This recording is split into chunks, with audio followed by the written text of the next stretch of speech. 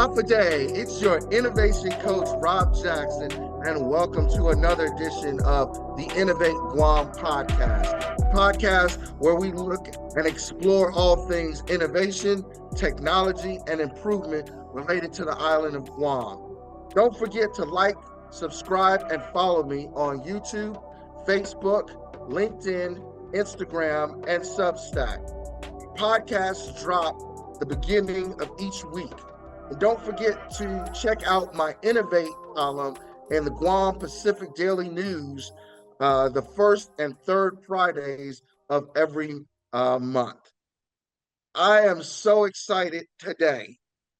Our guest for today's episode is the Speaker of the 38th Guam Legislature.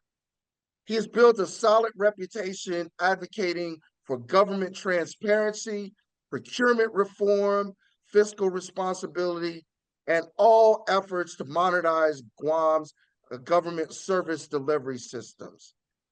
He has led efforts to restore legislative decorum while advancing initiatives that simplify regulations and improve small business opportunities. He supports building Guam's industrial, defense, and technology sectors for economic diversification. And he actively works to improve emergency management, transparency in government meetings, and modernization of Guam's procurement processes. Ladies and gentlemen, I give to you the Speaker of the Guam Legislature, the Honorable Frank Blas Jr. Have a Mr. day. Speaker. How you doing, Bob? All right, half a day, and welcome to the Innovate Guam podcast. We're so happy to have you here. Thank you very much. I'm glad to be on. Well, we have a tradition here. We start off with some icebreaker questions, just kind of get a sense of where your head is at in terms of innovation. So, Sure. tell me, what's your definition of innovation, and what does innovation mean to you, both personally and professionally? Innovation to me is basically, taking a look at some new ideas and some ideas of old that we've set aside and let's see what works. Just trying new things, and looking at what we've shelved away. And trying to dust that off and see whether or not there's a need to reinvent the wheel if you can, if it's just a matter of oiling it up, and changing out some of the spokes. Let's see how that'll work for us. I love that definition about like not recreating the wheel. Sometimes it's about going back and rediscovering what's already been Absolutely. in place or already been tried, and it's just a matter of kind of going back and, like you said, dusting things off and going forward from there. So I really like that Absolutely. definition. So tell me, what's your favorite innovation or piece of technology that you found indispensable, whether at work or at home? It's probably what everybody carries around in their right hand.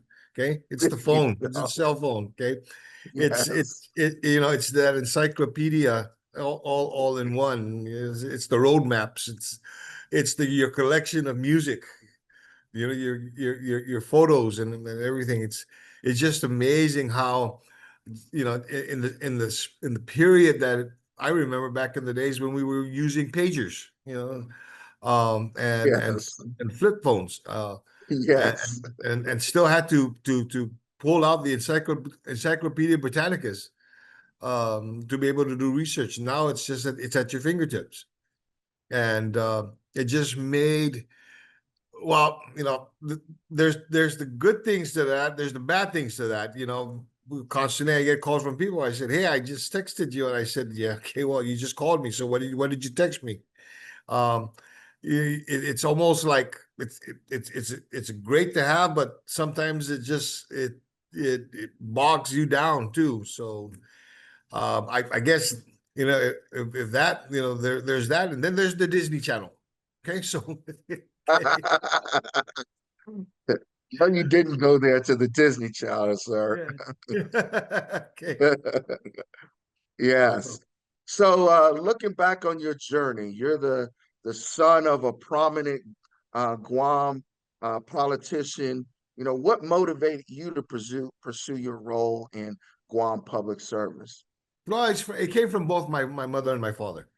Obviously, my father was the former legislator and former lieutenant governor of Guam, and he's also the founder of the Make a Wish Foundation of Guam, and that is a story in itself, and as far as grounding and putting things in perspective. I got a lot of I guess influence from him, but then also my mother, who was she was a nurse. She Mm, worked in she worked with public health. She at one point in time was tapped to run the medical office, within the government of Guam, and so I mm, was surrounded, and my grandmother was a teacher. My grandfather was a plumber. Okay, worked for the back then the Public Utility Agency of Guam, which is now called GWA. My wife is a teacher.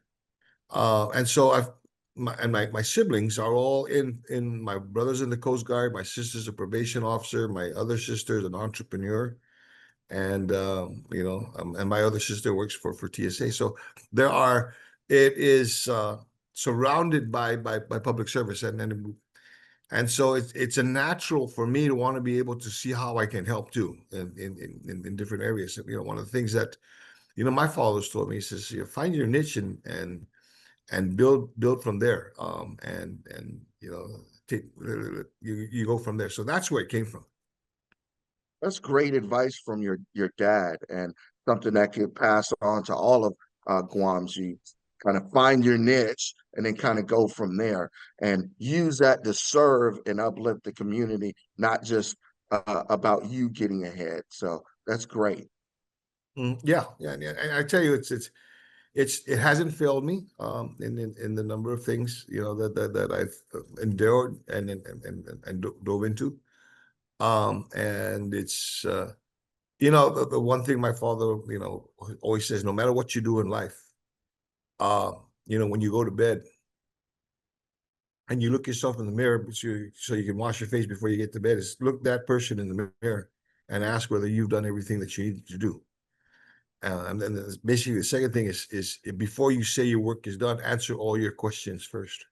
Mm, And if you can answer your questions and anticipate what other questions may be, then your work is done. Okay. mm, absolutely. I love that. So, sir, you've really, uh, built a reputation on being a catalyst for change inside of the government of Guam, improving and modernizing citizen service delivery um, systems, and looking at how processes can be improved. Um, you really kind of planted your flag with government procurement reform. So you've made this a key priority of your term. Why do you think fixing Guam's procurement system is foundational to Guam's future? Well, before we talk about the procurement process, let me just tell you how um, we got to that point. Okay, Okay. and actually that point goes even further. Several years ago, I have a background in law enforcement, and so, but several years ago, I was looking at all the different. Obviously, one of the things you want as policymakers is you want to be able to read what kind of policies had been created and what laws exist. So I took to reading the entire Guam Code annotated. Okay. And there are basically about 23 titles to the Guam Code annotated. I'm sure it's And fascinating reading, just stimulating reading. oh yeah, I trust me, but I prefer the Bible anyway. So going back because I read that too. Okay, so, I'm a reader, and so one of the things I found is especially in my background in law enforcement, I saw that there were many, and mind you, in the criminal and civil litigation side, there are two titles within the Guam Code Annotated that address those issues, titles 8 and 9. And so I created legislation that creates the Guam Legal Review, Criminal Code and Legal Review Commission that was tasked to review all the laws that are in Title 8 and Title 9. Let's bring them up to par. Our laws were mirrored from laws taken from elsewhere many years ago. Okay, back in as early as the 1950s. And so I saw that, while I can see that there appears to need to be changes, I would rather have the subject matter experts in these areas take a look at that and put that together, and make cause for that legal review. Well, that review right now has come with, I've got now on my desk as a result of the commission that was created. They've been at this for going on 3 years, and they've only been able to complete about Yes. 85% of Title 9, which is the criminal code, criminal laws. They haven't, and they're just starting now to touch into Title 8, the criminal and civil procedures. And so it was like, okay, if there are those issues there, what about the issues with regards to businesses? What businesses, what regulations, what policies do businesses have to abide by? Rob, there are 8 titles within the Guam Code Annotated that relate to businesses. Okay. Yeah. All right. And so I was like, okay, we need to start doing something here. Yes. So I impaneled a commission called basically the Business Law Review Commission, similar to the criminal law.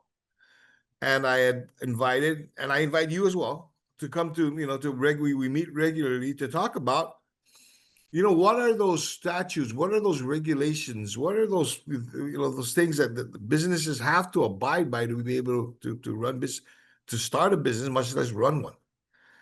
And in those discussions, one of the things that we I don't want to say stumbled upon, but we found as a priority in business is procurement, government procurement.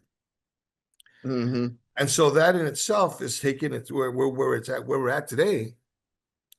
And I appreciate that the Guam contractors, the Guam Chamber, and the GHR, many of the business organizations got together to put together the forum to talk specifically about procurement and some of those issues with regards to government procurement. Because I'm sure that as you saw it, and you attended the forum that was held, some of these laws, I get it. Back then, when we were buying Carabao carts and canoes, okay, maybe that works, but it doesn't take into account a lot of the technology that exists today, and a lot of the processes that have since been tried and tested, tried and true, that we have not been able to Yes. implement because of the way the laws are written. So this is but the first one of those areas within government law, within the laws that are contained within our statutes that deal with businesses. So there's more to come. Okay, there's more to come. And procurement is one of those foundational concerns. One of the foundations of operations. Whether you're Yes. dealing with the government or you're dealing amongst yourselves, with the private sector, the procurement is a vital portion of that business operation. And let's do some of those things that are necessary to fix it. Yeah. That was so great. It was really great that we could get all of the different, um, you know, major business organizations together with government to have that kind of procurement forum. And it was great to see you and the other leaders there and everybody calling for change, recognizing that change needed to happen. what were your main takeaways about the current procurement systems, barriers, and areas for that need improving? I think that you know, it's just like with many other issues that exist within government, and sometimes it exists also within some of the, I guess, issues within business. It's communication. Okay, when the right hand isn't talking to the left about what needs to get done, and the right hand goes off and does something and leaves the left hand behind, you're going to run into problems. So one of the very first things we wanted to be able to do, that we need to look at is, okay, how are we communicating amongst ourselves? Okay, Yes, and in that communication, while it's there's a sender and a receiver, there's a back and forth. There should be a back and forth. Okay, and so what I'm working on behind the scenes and everything is, okay, how do we fix that communications process? Okay. Yeah, Rob, I'm sure you're just as frustrated as many other people when you call a government entity. Okay. They publicize, they publish, oh, if you got any problems, give us a call. Here are the numbers. And then what do you get? You get a call tree. Okay. Or and you get an answering service. You don't get a warm body behind. And so what I'm trying to work that process. I'm looking at different areas. One of the things I'm really looking at, just may off the be going off a tangent a little bit, but in Singapore, if you call a government entity in Singapore, let's say you got the wrong number. Obviously, you wanted to call revenue and tax, but you got the hospital. They are required, other than, oh, you got the wrong number, I'm sorry, you got the wrong number. Call this other number. They're required to actually help you and connect you to that entity that you wanted to speak to, and stay on the line until somebody gets on the phone. right. Okay, so there you can start the communications. A lot of people says, well, before you have a conversation, you need to have somebody on the other end, and that's what we want to be able to look at. Is we can't do that. This with your own business. Okay, their phone rings more than 3 times. At the fourth, you're going to lose the person on the 4th ring, and there goes your business. But in government, it's like, okay, let it ring, because they're going to have to call back anyways, and I'll answer it when I want to. No, that's Right. not the way public service should be. Answer the phone and Right. start to talk. So Right. that's what again, I didn't mean to go off the tangent, but I think that's one of the key areas that we want to be able to look at. Yeah, well, that's a great area. I tell you, for me, what I was, most impacted by was, again, BJ Cruz. And I was like the second time I heard him kind of come in and really just blow up the entire forum. He did that at the Guam Chamber of Commerce meeting, and it was amazing to see. Again, going back to what you said before about not reinventing the wheel, where it was just a matter of rediscovering what's already there. There's stuff Mm-hmm. already there that the government should be following, abiding by, in compliance with, but yet it's not doing. And that was just, again, very impactful to me. And personally, from my background as a Lean Six Sigma black belt, quality and stuff like that, it just kept pounding in my head. The government is lacking a good quality management system, Mm-hmm. particularly out of Absolutely. the Department of Administration. If there was a quality management system that was monitoring itself, that was identifying its own defects and discrepancies, and monitoring the correction of those things, it would be a system that would take care of itself.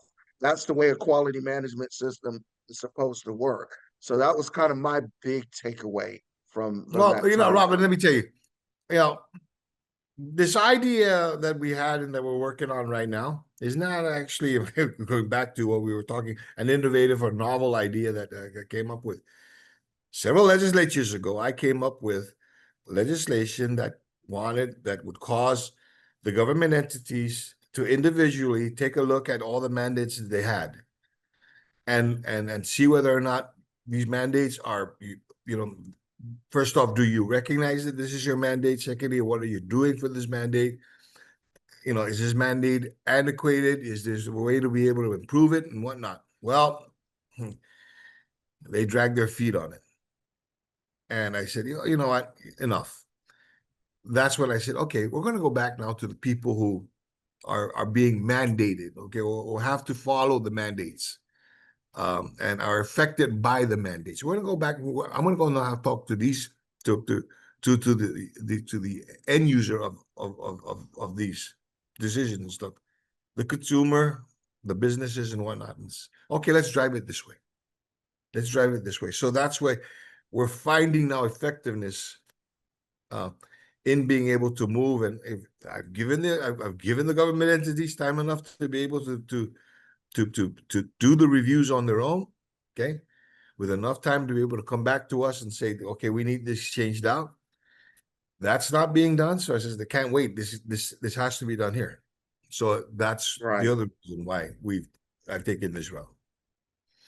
Right. Yeah. So going back to even my time in the military, getting ready for IG inspections and stuff like that, there was a very deliberate process that was used to kind of manage your compliance, if you will.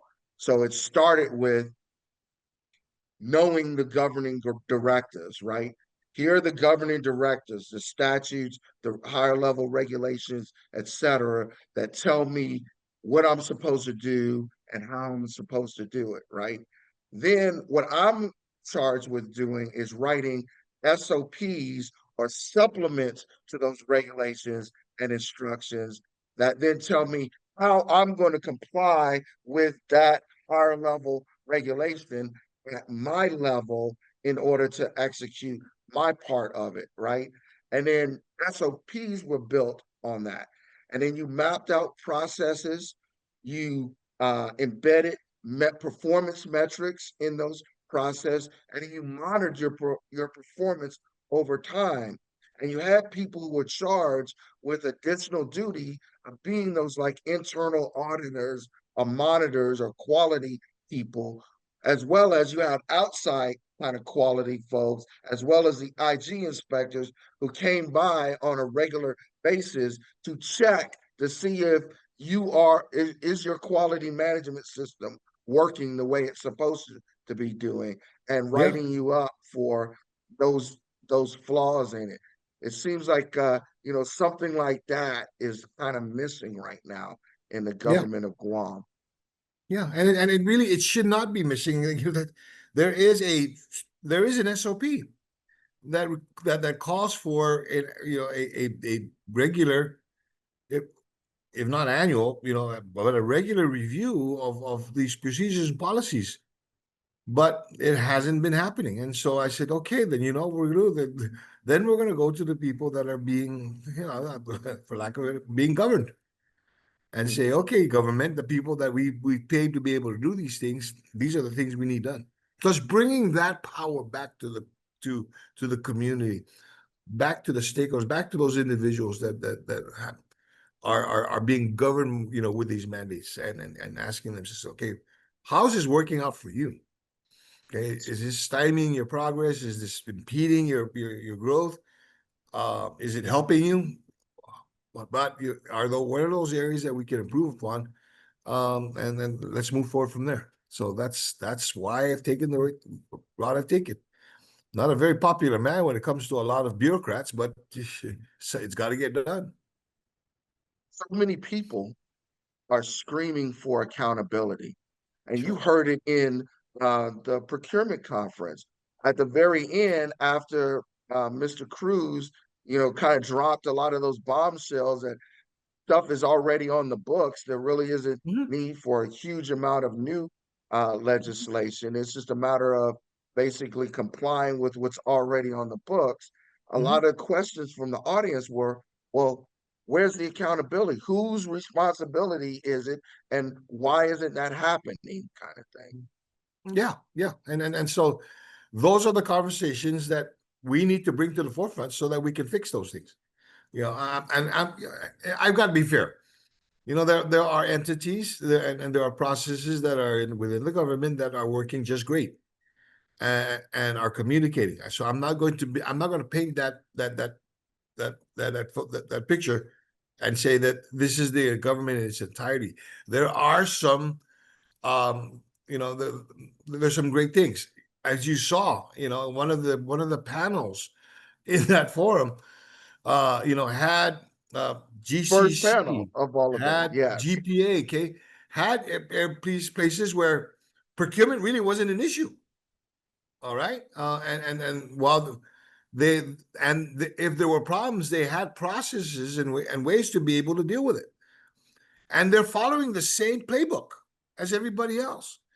So when we have an agency that says, well, you know what, the procurement problem, this is our problem with procurement, but and it can't be done the way it's written. I says, well, go check with them because they don't seem to have a problem with it.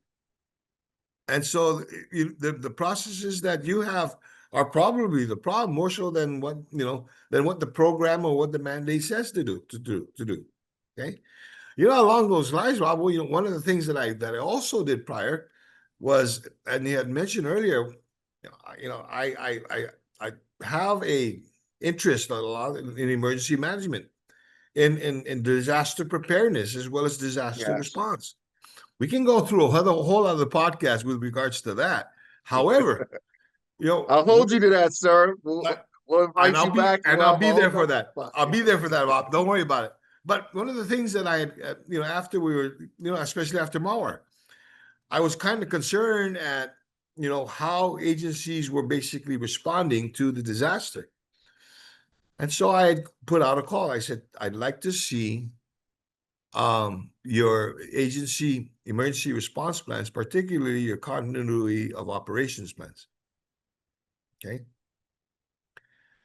It was surprising when, first off, in some of the call trees that some of the agencies had of who to call within their agency should a disaster happen, there were people there that were either retired or dead, okay, or moved on to another agency. As a matter of fact, I remember calling one and I said, hey, according to this, the information I got, you're still the POC for this agency. And then they go, Senator, I haven't been there in the last 5 years. Yeah. Okay. And so, I was like, okay, guys. And I put a matrix, put it together.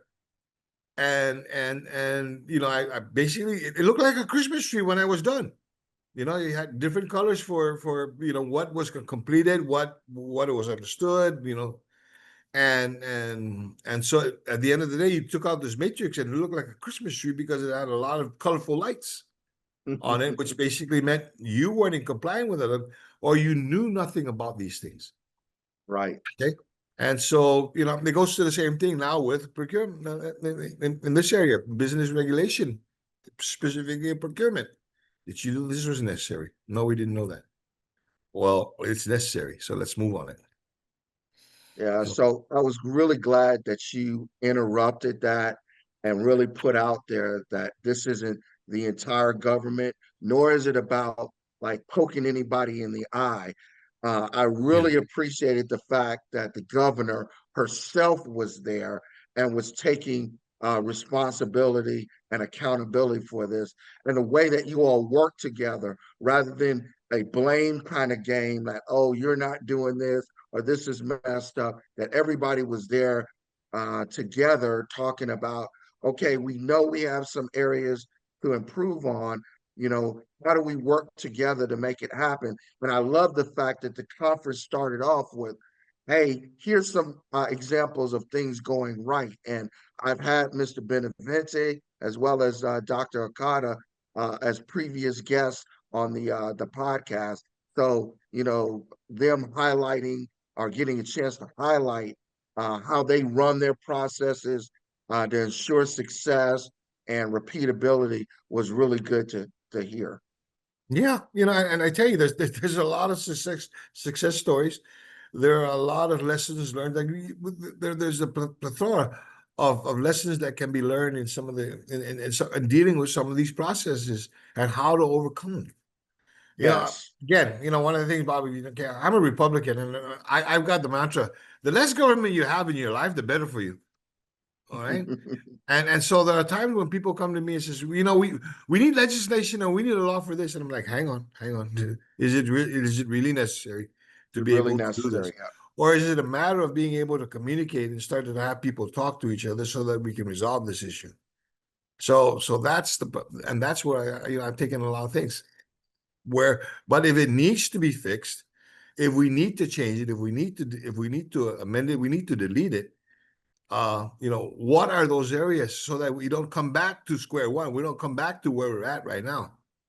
And make sure that we fix it properly, we fix it right, and we fix it right the first time. Yeah, and the thing about it is that you don't necessarily want new legislation. What you Mm-hmm. really want is guidance. And if you've got enough guidance from the existing legislation, it allows you to design your own SOPs, your Mm-hmm. own processes, and innovate within a larger left and right limits for you to be able to accomplish your mission. So again, for me, I believe it really the heart and soul of it is better SOPs. If I've got good enough legislation that gives me my left and right limits, then I can work within that to design clearer, better SOPs Mm-hmm. and processes within those SOPs to accomplish my mission and accomplish it well. And I Absolutely. think this is not even something that's a Democrat or a Republican kind of thing. This is just smart government. Whether Mm-hmm. you're a Democrat administration or Republican administration, you owe the people a sense of efficiency and effectiveness in your service delivery. That's your job. Mm-hmm. Absolutely. Yeah. Absolutely. And that's what we want. Again, it does it for, and then the other mantra for me is, I'm the man who gets the credit. Okay, just get it done. I've caused, and I've basically helped to guide, and first off, bring up the idea and then guide a process through. And my name's nowhere near it. But at the end of the day, my maker knows and I know what happened. That's all that matters. So long as the process and efficiencies are created, okay, then do it. I'm not the one who's going to cut. A lot of my conversations with the governors, ma'am, based on this idea, these are the things that could happen. And don't worry, you're the one who's going to cut the ribbon, not me. As a matter of fact, you don't have to invite me to the groundbreaking. Just get it done. And that's how I work. I'd rather go home and play with my dog, than to be able to to have to do that. Yeah, it's great to see that level of cooperation, civility, and collaboration between the opposing parties or whatever. Because at the end of the day, you're all working together for the Mm-hmm. benefit of the people of Guam. So let's talk about a subset of um, the some of your initiatives. Basically, looking at um, Bill number 133-38, which is the Mm-hmm. Permit Applications Mm-hmm. Review and Additional Approval Act.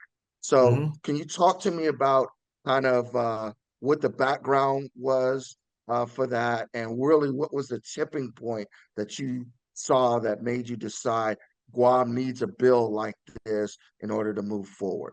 No, very simply, when you have a person, a constituent that comes in here and says, Senator, Speaker, I've got this review process that's going on with the government since 2019 and hasn't been done, hasn't been completed. That in itself is like, wait a minute, okay?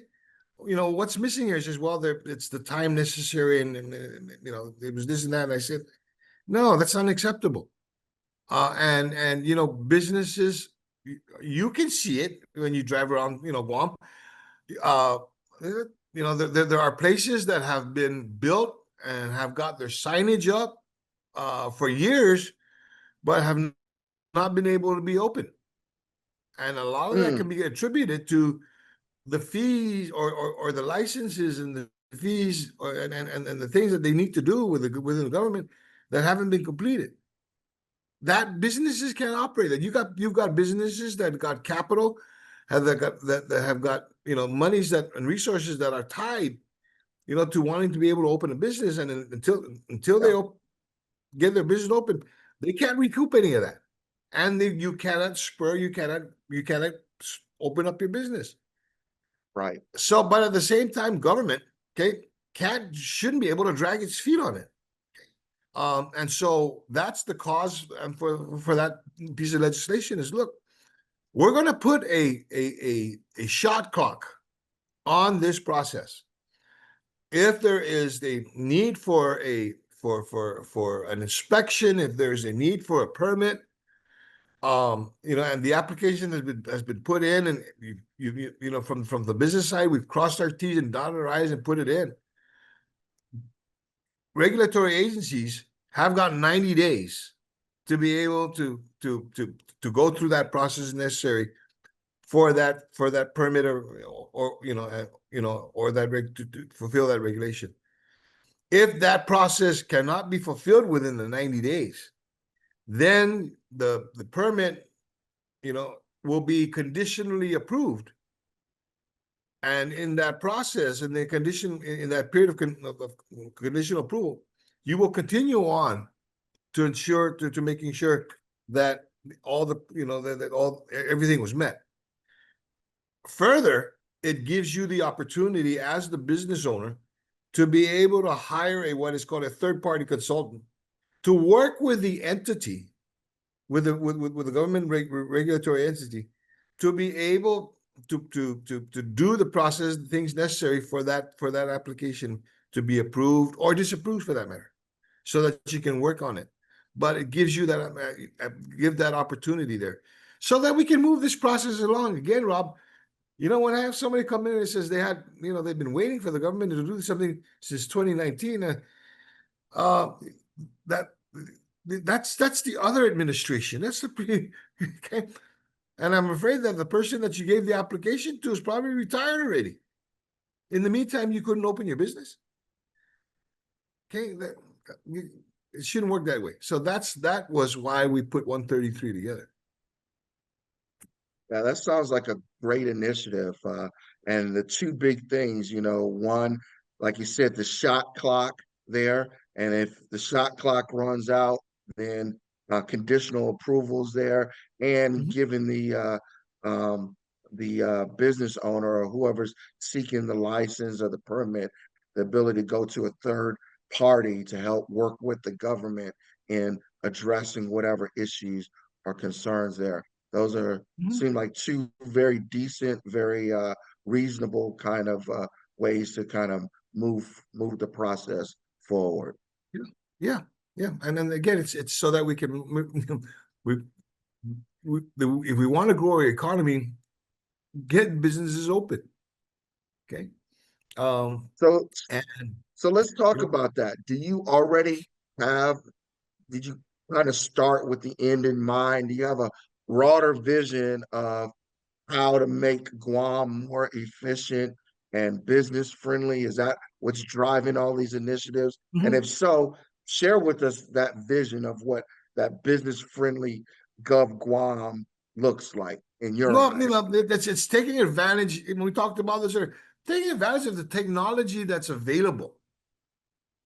And being able to, is it? I cringe every time when I get paper reports, and a lot of it is redundant. Okay, I've heard horror stories, and as far as what application processes that are mounds and mounds of paperwork asking the same question over and over again. Okay, let's look at those efficiencies. Let's how do we create those efficiencies within our application process so that you gather the information that's necessary that you're going to need? Because I look at some of them, and you know, facetiously, I dread the day when I'm going to come across an application where it says the name of your firstborn child. You know, and you know, uh, but it's looking at whether or not this information is necessary, clean it up, tighten it up, provide platforms so that they can be provided, almost instantaneous. And so that we can start the communications, we can start the processes to get businesses moving, and then making sure, and then finding how, again, government just spends the business money, but if the businesses aren't there, government don't have money to spend. Yeah. So okay, and that can be a whole other conversation too. But that is, if we got to stop worrying about how government is spending its revenue. I gotta wait. Let's go back first. Let's find out how government is getting the revenue and where this revenue is coming from, and making sure that we don't choke this goose that's laying our golden egg, because we continue to do this, we're not gonna have any goose. I liken this, and again, I'm going off tangent here, but I liken this to a conversation I'm sure, Bob, that that we've been having with regards to the business privilege tax. And so I've taken the decision, whether it's 5% or 4%, 5% of zero is the same as 4% of zero. If there are no businesses, there's going to be no tax revenue. And if there's no tax revenue, what are we talking about? Okay, so we got to be worried about that. So how do we make it so that it becomes more efficient and more friendlier, for it? And it's not saying that businesses are going to get by with it. It's giving the businesses the opportunity to work within the parameters of law, and be able to operate within those parameters. Now, defining what those parameters are is another thing that we need to do. Is this necessary? Okay. Do we need to have it in this fashion? Okay, so again, it goes back to this whole review process that we need to, in order for us to make it more efficient, we've got to look at what we're following to find out whether they're. Bob, let me give you an example. Okay, in the remedies title in the Guam Code annotated, okay, in the area of remedies, okay, did you know that if your dog comes to my house, okay, and maims or injures or kills my dog and my Angora sheep or Angora sheep or cashmere goat, or Angora goat cashmere sheep, I can go to your house and kill your dog and you. Okay. That law is still on the books. Have you ever seen cashmere sheep on Guam?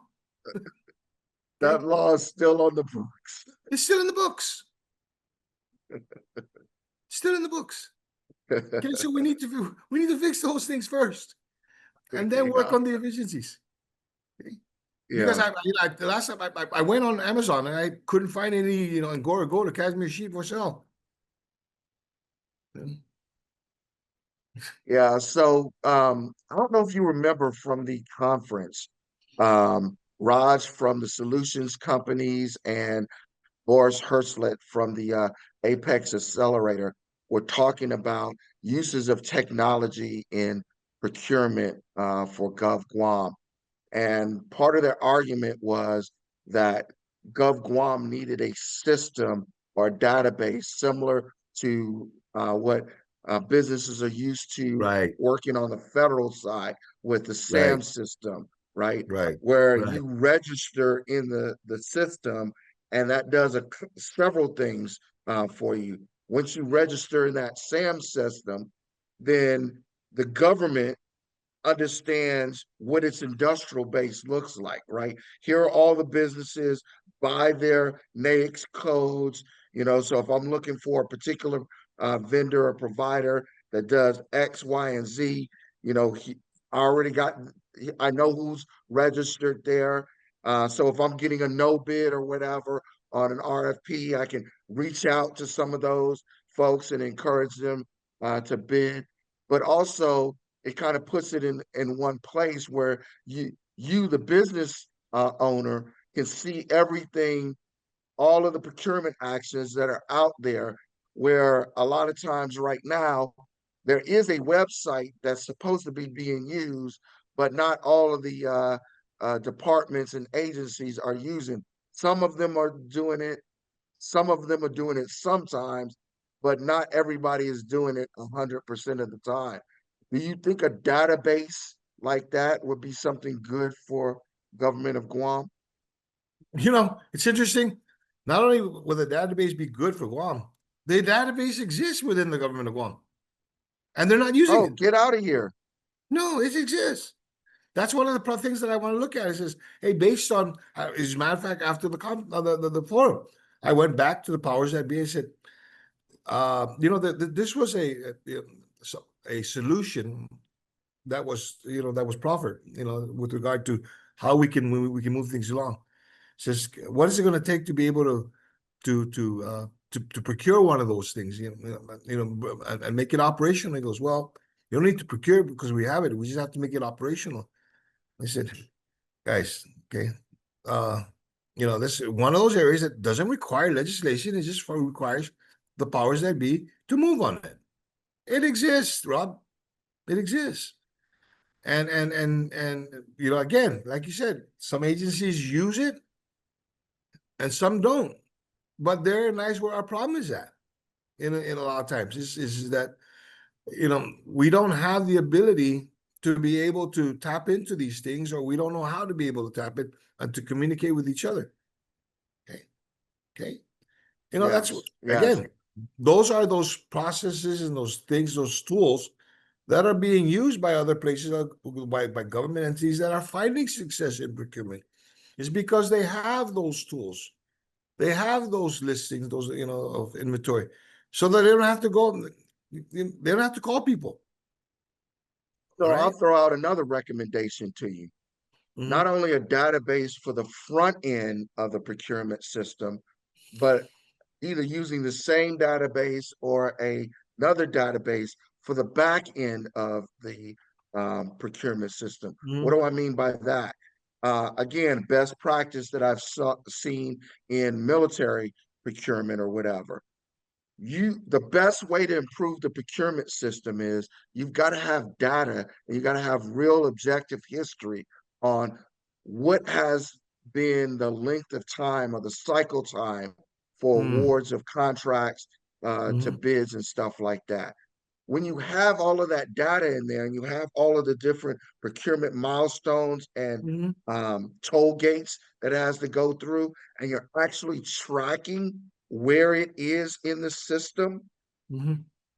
it gives you insight into how your system is performing and where those bottlenecks are, so that when you want to go and actually improve the process, you've got objective data that shows you historically, here's where my bottlenecks are. It's once we get to this place. So now you can do the root cause analysis to say, okay, I need to start looking at understanding why things get hung up here, because 80% of my problems come from this, and it helps you do a better job at Mm-hmm. improving the process.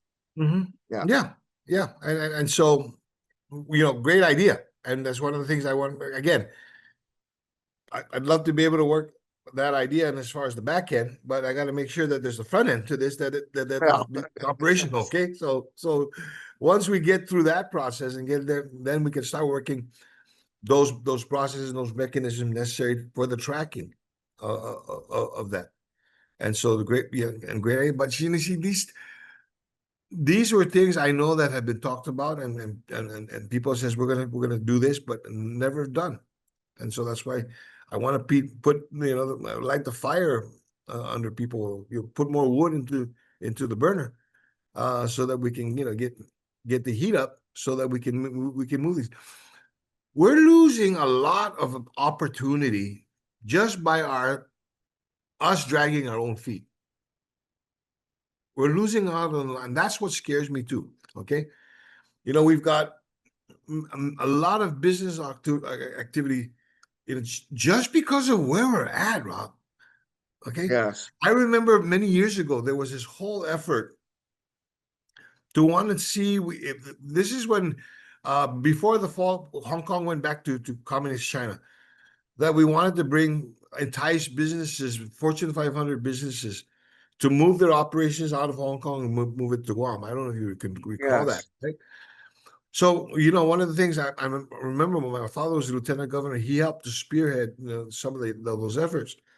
And I asked him, I said, what was the lessons learned there? He goes, one was, first off, we went to Hong Kong to talk to the businesses, the satellite offices that existed there. What we should have done is we should have gone to corporate office back in the States and talked to them about, where we're at. Okay. But secondly, and most importantly, at one point in time, I remember when he and I were having this conversation, there were like, of course, obviously 500 companies in Fortune 500, but there were 18 million small businesses at the same time that wanted to do business in Asia. Okay, that needed a base of operations, a safe Yes. base of operations. Yes. Okay, so he goes, what we should have done also as a joint effort, okay, is go to the chambers that in the various states, offer Guam as a base of operations. Your foothold into Asia. Exactly. Yes. Yes. Where else in the United States Yes. can you get on a plane, go to Japan, do your work and meet up with your business partner in Japan, and be back home on Guam in time for dinner, Yes. or be in the same time zone? Yes. Something about, as far as Asian businesses, they want to have conversations yesterday. But if they have to wait because of time zones to be able to talk to their partners, that's a major turnoff for a lot of them. We offer them ease of connectivity, the ability to be able to talk real time at the same time, okay, and to be there basically in a moment's notice. One of the things that I know that as far as procurement on Guam, what we a lot of times we have to worry about is warranty, and who is going to perform the services necessary based on the warranty. And a lot of times those services aren't, are 2 long plane rides away before you get anything done. And when your generator or your processes go out, your system goes out at 3 o'clock in the morning, okay, on a Sunday, and you need somebody there, first you got to find somebody over the back stateside that's awake or at work on Saturday before you even call. You give them that that ability to be able to, like I said, real time conversation and real time action here. That's what we should take advantage of. Yes. Yeah. Yes. We're going to circle back on that, but I kind of want to jump back to, the permitting process and the delays there. We had Ryan Murmur from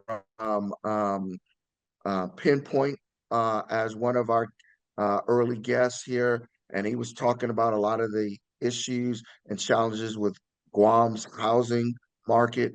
Do you think that some of the permitting delays have been an issue with Yes. frustrating builders and folks who want to, do real estate development, construction, Yeah. houses, that kind of thing? Has that been Yeah. an impediment? I've heard horror stories of construction activity not being able to start, for about 9, 10, 11, over a year because of the permitting process. In the meantime, what has happened to the cost of the materials necessary to be able to build it? Okay.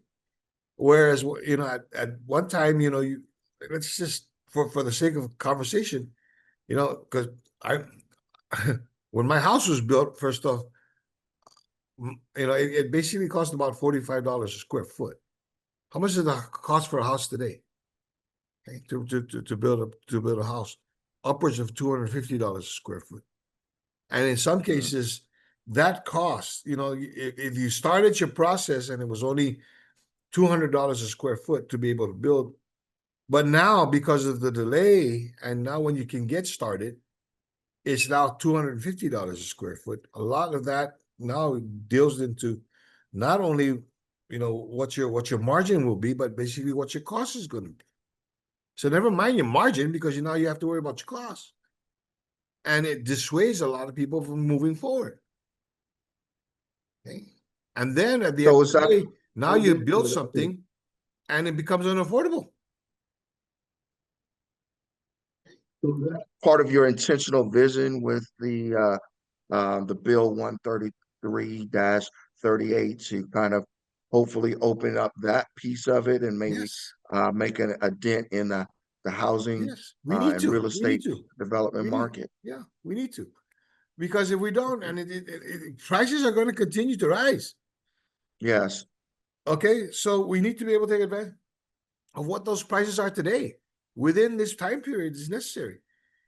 It's really yes. sad when, okay, it takes longer to get a permit than it is to build a house. Hmm. Okay, and a lot Yeah. of your costs are is in that area. Okay, so by the time you build the house, okay, you've lost your margin, you've lost on, and it becomes, in some cases, it become unaffordable for you to be able to continue. So we're Okay. shooting ourselves in the foot for that. All right, sir. So you've advocated for economic diversification through building other industrial capacities. Can you talk to me about what specific industries you think should be prioritized to fuel Guam's growth? Well, one of the industries you want to look at is obviously we've got a military expansion activity that's going on here. Okay. And recognizing you got, along with this expansion, you got the challenges of the tyranny of time and distance. Okay, you're going to have a lot of hardware. You're going to have a lot of equipment that's going to be associated just with the buildup that are going to need the normal wear and tear, and because of use, they're going to need to be repaired, maintained, repaired, and replaced if that's necessary. So several years ago, I got with the military command and said, "Hey, look, based on what you want to be able to do, is there a listing of what those ancillary or support services that are going to be necessary for you to be able to operate?" And so that what we can start to do is train up our residents so that you have a local workforce, again, real time, that's here to be able to help you. And then we can use that same to be able to offer into other areas, within our region, to be able to provide them the same type of repair, maintenance, and replacement service. So it comes with great opportunity to be able to build this. So that's one of the things I want to be able to look at is, okay, what are those services, and positions that are necessary to be able to maintain your things here, so that we can build that industry, and we can build it here. Remember, at one point in time, we had the ship repair facility. Okay, Correct. that was out here. Okay, and then there was also, and it continues, and while it's struggling, there's the build to be able to build, in as far as aircraft maintenance, because of space that we have available, and the Right. and the kind of traffic, that's here. I know that just with aircraft, you have an aircraft that's down here, that's could conceivably be millions of dollars of revenues lost on a grounded aircraft waiting for somebody to come out of Houston or somehow come out of Singapore Right. to be able to come in and fix it. But if we build Yes. that here, you can get it back up and running. It saves the airline, or it saves the shipping company, from that extra expense, and you can get it done, in quicker time. With individuals that have got the ability to be able to do this. Those are some of those areas that we got to look at. Another area, Rob, is remember, we are the major hub on Guam for all connectivity, whether it be fiber optics or otherwise, between Asia and the continental United States. Okay, so we've got, and there's going to be at times you're going to need maintenance and repair to be able, and as well as operations, on Guam to be able to make sure that there's a smooth transition of this connectivity. So it's all of those areas that that exist here. The opportunities exist here. We just got to give them the ability to be able to work on it. And I've had constant communications with Dr. Mayor Carter. How much more Yes. room do you have in your college, for additional training? Because these are those areas that we want to talk, areas we want to talk to and build up. Yeah, I'm so excited to hear you say that because um, I see the same vision and I see the Mhm, same opportunities that really Guam could build up a set of industries based on maintenance, repair, and overhaul. And I think it starts with ships and submarines because there's already been a legacy and a history in that. And, that's the big DOD um, mover and shaker in this area. It's the mhm, United States Navy. But then it can move from there, from ships and submarines to aircraft to mhm, heavy equipment. And if on top of that, you also insert cutting edge technologies like 3D printing, mhm, IoT, AI, and stuff to do the mhm, maintenance, repair, and overhaul faster, cheaper, better, more efficiently. Now you've put Guam in a place where it's like an innovation and tech hub, right? mhm, Because we have a proven track record of actually using these technologies, and now that attracts more industries from different walks of life, even commercial industries, to the table because they want to get some of that.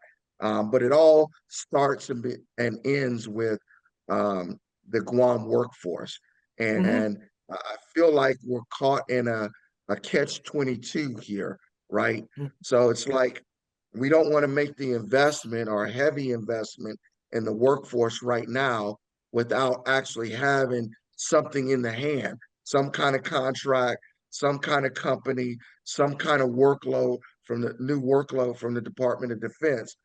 Problem is that's not going to materialize until they look at all of the investment Guam has made in workforce development so that they get their people up to that. And then that can be used as the marketing tool to bring all kind of workload and all kind of industries into Guam to do that.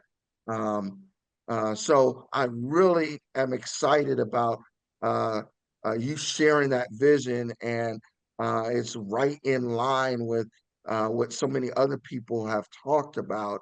I think it's just really a matter of if we can solve the problem of the catch-22 that we're in right now and really double down with GCC, Trades Academy, UOG, et cetera, and develop now before there's actually something in hand, the workforce of the future for those maintenance, repair, and overhaul workloads to meet the high standards of the military, whether that be NAVC or um, Air Force Life Cycle Management Center or the Air Force Sustainment Center or the FAA standards for the commercial aircraft kind of things.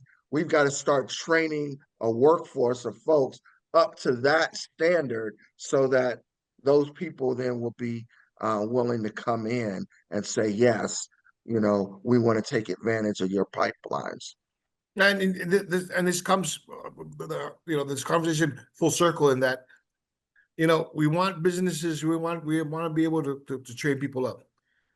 But these people need to be trained in facilities, by competent individuals, by businesses that have that knowledge and that was willing to do the training.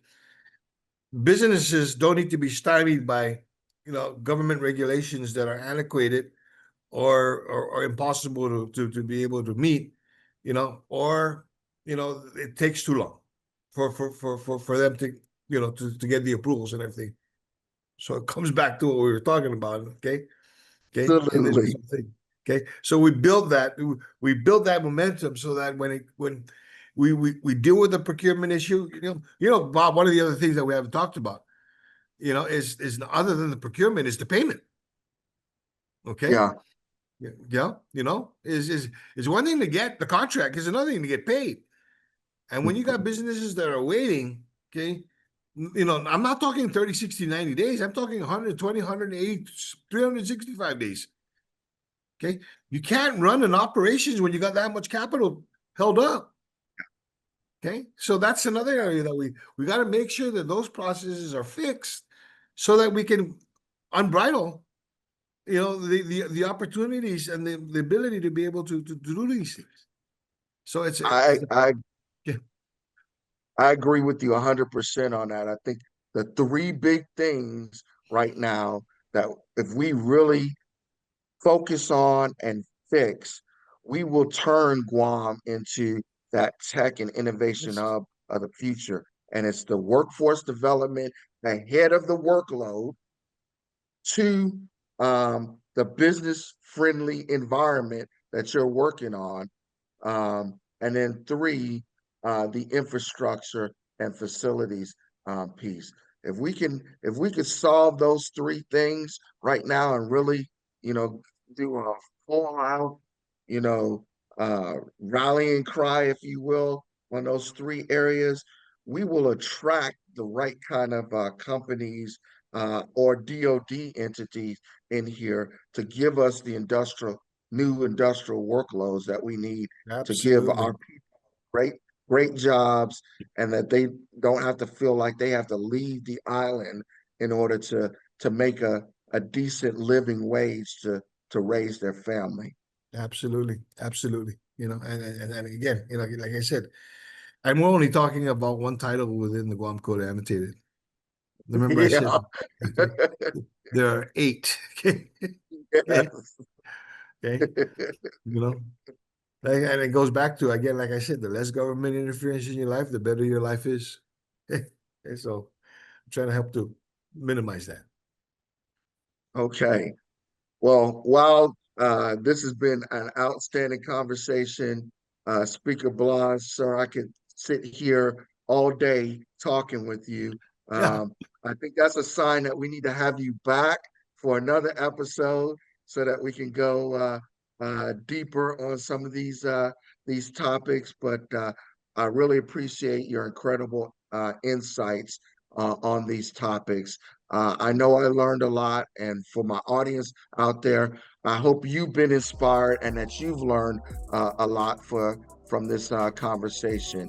With that, I want to encourage everybody to remember to follow me on all social media platforms, including Substack now. Be sure to like, share, and subscribe and stay up to date on all future episodes. And don't forget to check out my Innovate column in the Pacific Daily News the first and third Fridays of each month. Until then, see you next time. And remember, whether at work, at home, or at play, always innovate. Thank you. All right.